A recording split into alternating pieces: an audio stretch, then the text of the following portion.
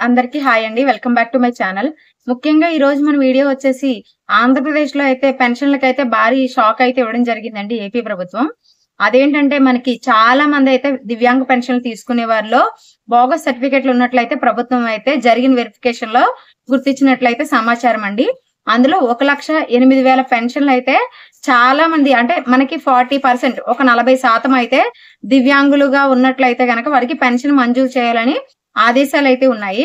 అయితే ఈ వెరిఫికేషన్‌లో తేలింది ఏంటంటే చాలా మందికి 40% కన్నా చాలా తక్కువ శాతమే 40% కన్నా చాలా తక్కువ శాతమే అయితే వాళ్ళకి పర్సెంటేజ్ అయితే తక్కువగా ఉందండి. దివ్యాంగుల అని అనబడేందుకు కావాల్సిన పర్సెంటేజ్ కన్నా చాలా తక్కువ అయితే ఉంది. అయితే పెన్షన్ కావాలనే ఉద్దేశంతో వాళ్ళైతే 40% కన్నా ఎక్కువ అయితే వేయించుకోవడం జరిగింది. సో ఇప్పుడు దివ్యాంగ పెన్షన్ అనేది 6,000కి పెంచడం జరిగింది. అలాగే మంచానికి పరిమితమైన వారికి 15,000 రూపాయలకైతే పెంచడం జరిగిందండి. సో ఈ 15,000 రూపాయలు లేదా 6,000 ఇవ్వడానికి ప్రభుత్వానికి మరింత అదనంగా అయితే డబ్బైతే అవసరం అవుతుంది. సో ఈ పెన్షన్లు అయితే చాలా వరకు బోగస్ పెన్షన్లు ఉన్నాయని చెప్పేసి అధికారులకైతే తెలియజేయడం అయితే జరిగింది. అయితే ఎప్పుడైతే ఇది ఇలా ఉంది అని ఎప్పుడైతే మినిస్టర్స్ కి అలాగే చంద్రబాబు నాయుడు గారికి ఇన్ఫర్మేషన్ వెళ్ళిందో వెంటనే అయితే పెన్షన్ల వెరిఫికేషన్ అనేది స్టార్ట్ అయితే చేశారండి. అయితే ఇది మనకి గత ఫిబ్రవరి నుంచి కూడా జరుగుతూనే ఉందండి. చేస్తూనే ఉన్నారు. కానీ క్లియరెన్స్ ఎక్కడ ఇవ్వలేదు. ఎవరికి తక్కువ ఉంది, ఎవరికి ఎక్కువ ఉంది అనేది వాళ్ళు క్లియర్ గా అయితే చెప్పలేదు. వాళ్ళు ఓన్లీ వెరిఫికేషన్ చేసి ఆన్లైన్ లో వివరాలను అప్డేట్ అయితే చేసి పొందుపరిచి ఇవి పై అధికారులకు అయితే పంపించడం జరిగిందండి.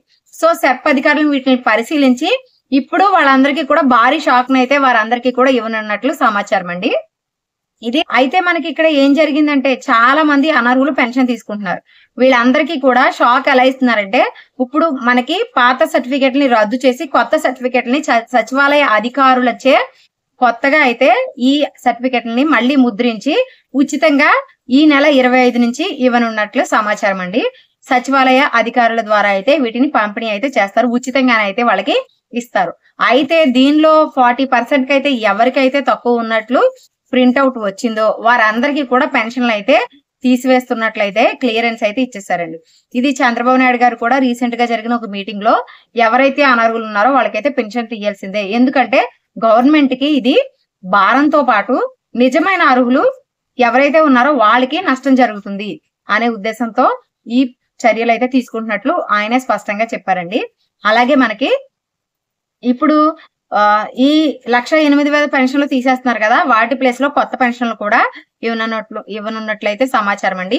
ఇది వరకు లాస్ట్ గవర్నమెంట్ ఉన్నప్పుడు అలాగే కొత్తగా ఎవరైతే స్పందనాల్లో గాని కలెక్టర్ల ద్వారా గాని ఎమ్మెల్యే దగ్గరికి గాని వాళ్ళకి నిజంగా ఎవరికైతే వైకల్యం ఉంది అని చెప్పి వాళ్ళు వెళ్లి సదరం సర్టిఫికేట్ ద్వారా వెరిఫై చేయించుకున్నారో అందులో ఎలిజిబుల్ పర్సన్స్ ఉంటారు కదా, వాళ్ళకి ఈ 1,08,000 పెన్షన్లో తీసేసిన వాటిలో వాళ్ళకి కొత్త పెన్షన్లు మంజూరు చేయనట్లు కూడా సమాచారం ఉందండి.